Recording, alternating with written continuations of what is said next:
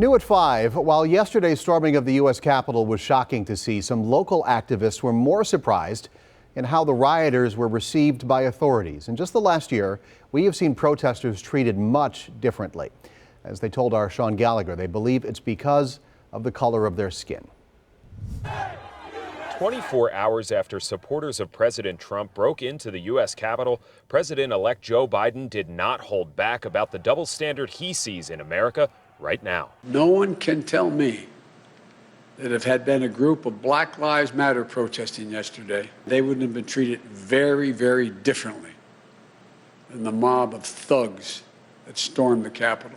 As the mostly white crowd barged their way in, for all intents and purposes, nothing was done. I wasn't surprised. Portia Bennett-Bay has been one of the leading activists in Kenosha, recognized by Time magazine as the Guardian of the Year.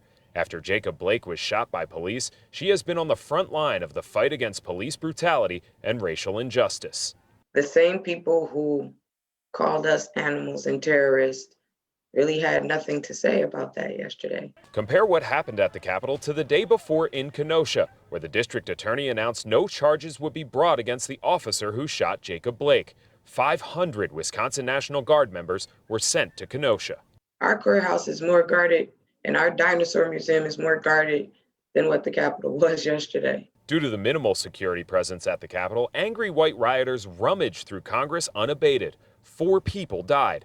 But Representative David Bowen says if those who stormed the Capitol were people of color, it would have been much, much worse. It would have been a pile of black bodies. A recent study by the Armed Conflict Location and Event Data Project found 93% of Black Lives Matter protests were deemed peaceful. Capitol Police has over $400 million budget and made no plans on having the personnel in place that they did months ago when I saw young people from Milwaukee head to D.C. and were met with tanks and force and tear gas and rubber bullets in the full 9. We have criminalized being black. Ian Main, an assistant law professor at the University of Wisconsin, says it comes down to implicit bias. Do we perceive Trump protesters to be dangerous, even though many of them have been armed in many different situations, as dangerous?